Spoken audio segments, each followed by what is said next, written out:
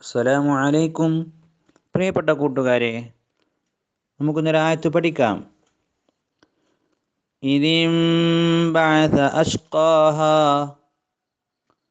അവിടെ ഒന്നാമത്തെ അക്ഷരം ഇ, ചുവപ്പ് നിറത്തിൽ വി, നീല നിറത്തിൽ അലിഫ്,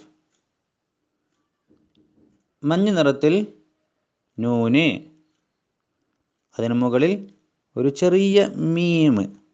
ഈ നൂനിനെ മീമാക്കി മറിച്ച് ഉച്ചരിക്കണമെന്ന് അറിയിക്കാൻ വേണ്ടിയുള്ള ഒരു അടയാളമാണ് അവിടെ നൽകിയിട്ടുള്ള ചെറിയ മീം. അതിനുശേഷം ചുവപ്പ് നിറത്തിൽ ബ, നീല നിറത്തിൽ ആ, മഞ്ഞ നിറത്തിൽ ഥ, അതിനുശേഷം പച്ച നിറത്തിൽ ആ, ചുവപ്പ് നിറത്തിൽ ഷീന്, ഷീനിന് സുക്കൂന്, നീല നിറത്തിൽ ഖ, മഞ്ഞ നിറത്തിൽ ഫതഹ നീട്ടാനുള്ള അലിഫ്, പച്ച നിറത്തിൽ ഹ, ചുവപ്പ് നിറത്തിൽ അലിഫ്. ഇനി ഇതിനെ താഴെയുള്ള വരിയിലേക്ക് നോക്കൂ. എങ്ങനെയാണ് ഇതിനെ കൂട്ടി എഴുതുകയും വായിക്കുകയും ചെയ്യേണ്ടത്? ഇതി, അവിടെ മാറ്റങ്ങളൊന്നുമില്ല.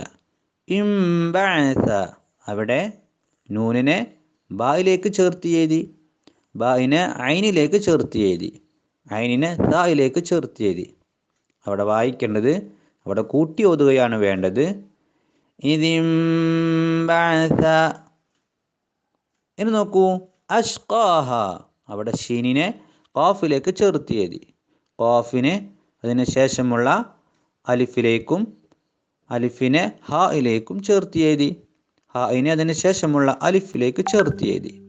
വായിക്കേണ്ടത് അഷ്കാഹ, അഷ്കാഹ. ഇനി നോക്കൂ, ഇതിനെങ്ങനെയാണ് ഓതേണ്ടത്, ശ്രദ്ധിച്ചോളൂ. ഇതിംബഅസ അഷ്കാഹ. ഇനി മുസ്അഫ് എടുത്ത് നോക്കി ഓതിക്കോളൂ. ഇതിംബഅസ അഷ്കാഹ. ആവർത്തിച്ചോതി പഠിക്കാം. അല്ലാഹു അനുഗ്രഹിക്കട്ടെ. അസ്സലാമു അലൈക്കും.